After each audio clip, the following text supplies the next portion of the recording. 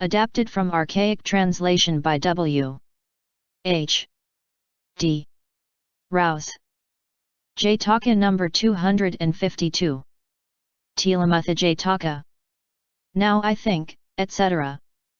This story the master told in Jetavana monastery, about a passionate man. We learn that there was a brother who was full of bitterness.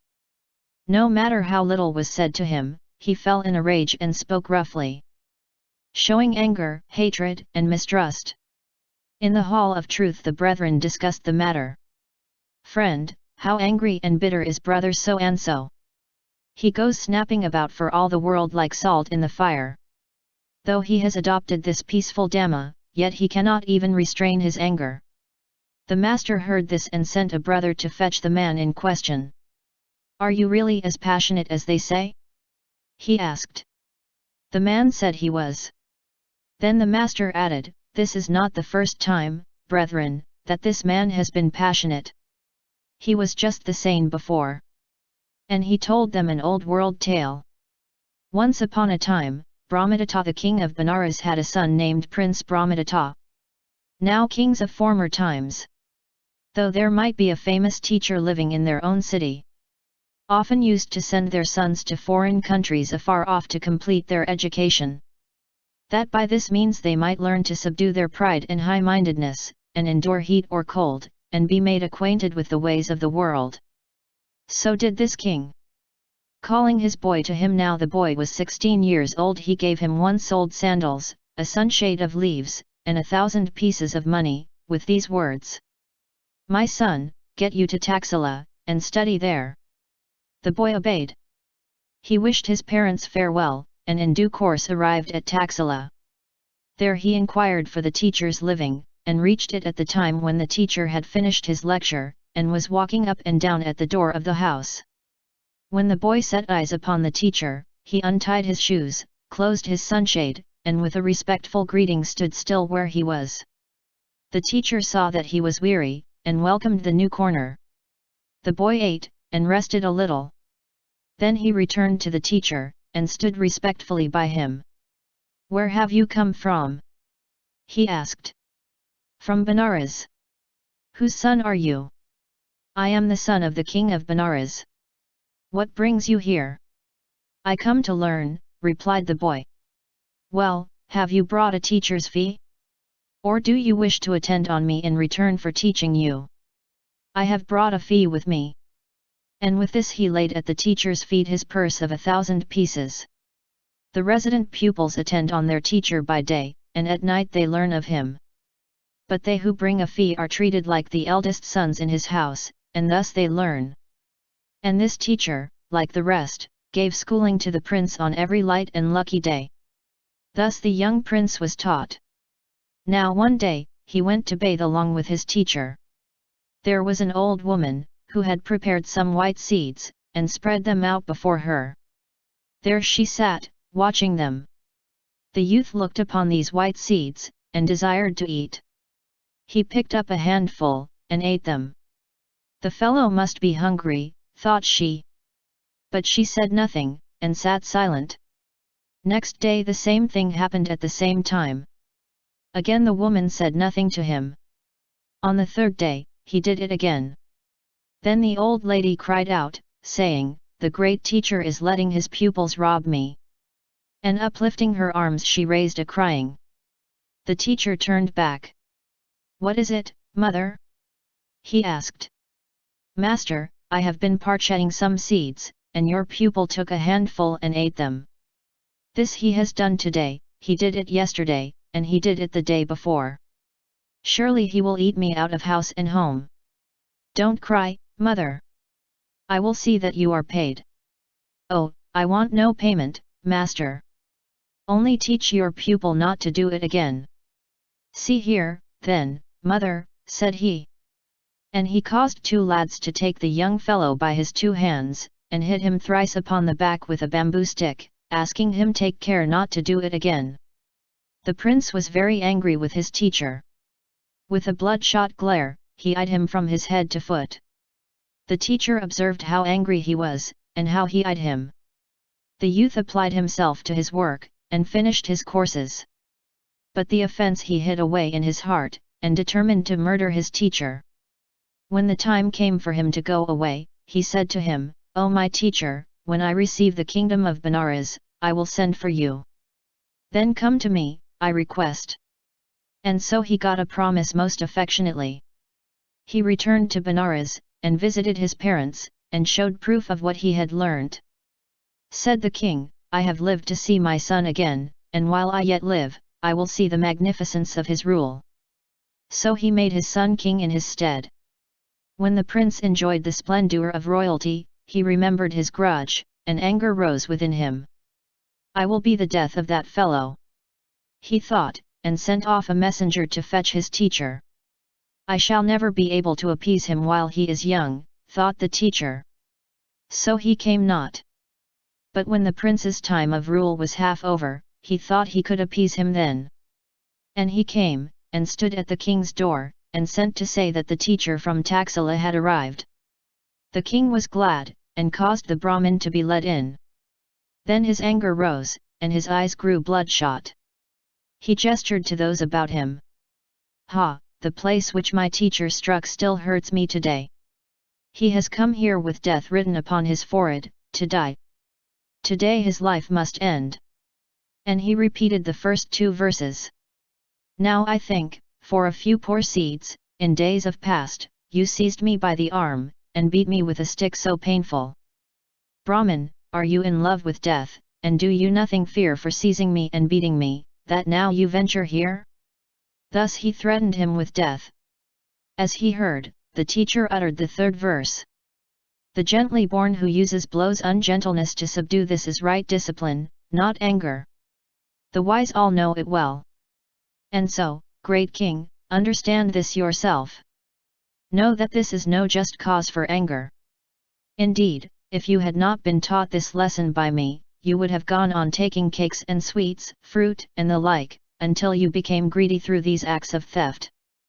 Then by degrees you would have been lured on to housebreaking, highway robbery, and murder about the villages. The end would have been, that you would have been taken red-handed and brought before the king for a public enemy and a robber. And you would have come in fear of public punishment, when the king should say, 'Take this man, and punish him according to his crimes.' From where could have come all this prosperity which you now enjoy? Is it not through me that you have attained to such magnificence?" Thus did his teacher talk over the king. And the courtiers, who stood round, said when they heard his speech, "Of a truth, my lord, all your magnificence really belongs to your teacher." At once the king recognized the goodness of his teacher, and said to him, "All my power I give to you, my teacher. Receive the kingdom." But the other refused, saying, "No, my lord king. I have no wish for the kingdom." And the king sent to Taxila for the teacher's wife and family. He gave them great power, and made him the royal priest. He treated him like a father, and obeyed his advices. And after giving gifts and doing good deeds he became destined for paradise. When the master had ended this discourse, he explained the truths. At the conclusion of the truths the passionate brother attained the fruit of the third path, and many others entered on the first, or second, or third. At that time the passionate brother was the king. But the teacher was I myself. Source: adapted from archaic translation by W. H. D. Rouse. Jataka number 253. Manikanta Jataka. Rich food and drink, etc. This story the master told while he was living at the shrine of Agalava, near Alavi, about the rules for building cells. Some brethren who lived in Alavi were begging from all quarters the materials for houses which they were getting made for themselves. They were forever clamouring, "Give us a man, give us somebody to do servant's work," and so on. Everybody was annoyed at this begging and solicitation. So much annoyed were they, that at sight of these brethren they were startled and scared away. It happened that the elder monk Mahakashyapa entered Alavi, and moved across the place in quest of alms. The people, as soon as they saw the elder monk, ran away as before. After mealtime, having returned from his rounds, he summoned the brethren, and thus addressed them. Once Alavi was a capital place for alms. Why is it so poor now? They told him the reason. Now the Lord Buddha was at the time living at the Agalava shrine. To the Lord Buddha came the elder monk, and told him all about it. The master convened the brethren touching this matter. "I hear," said he, "that you are building houses and worrying everybody for help. Is this true?" They said it was. Then the master rebuked them, adding these words: "Even in the serpent world, brethren, full as it is of the 7 precious stones, this kind of begging is distasteful to the serpents. How much more to men, from whom it is as hard to get a rupee as it is to skin a flint." And he told an old world tale. Once upon a time, when Brahmadatta reigned in Benares, the Bodhisattva was born as a rich Brahmin's son. When he was old enough to run about, his mother gave birth to another wise being. Both the brothers, when they grew up, were so deeply pained at their parents' death, that they became hermits, and lived in leaf huts which they made them at a bend of the Ganges river. The elder had his lodge by the upper Ganges, and the younger by the lower river. One day, a serpent-king left his living place, and taking the shape of a man, walked along the river bank until he came to the younger brother's hermitage. He greeted the owner, and sat down at one side. They talked pleasantly together.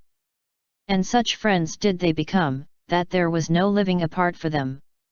Often and often came Jewel Throat to visit the younger hermit, and sat talking and chatting.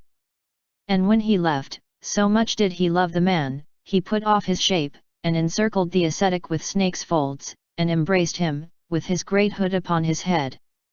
There he lay a little, till his affection was satisfied. Then he let go his friend's body, and asking him farewell, returned to his own place. For fear of him, the hermit grew thin. He became squalid, lost his color, grew yellower, and the veins stood out upon his skin. It happened one day that he paid a visit to his brother. "Why, brother," said he, "what makes you thin? How did you lose your color? Why are you so yellow, and why do your veins stand out like this upon your skin?" The other told him all about it.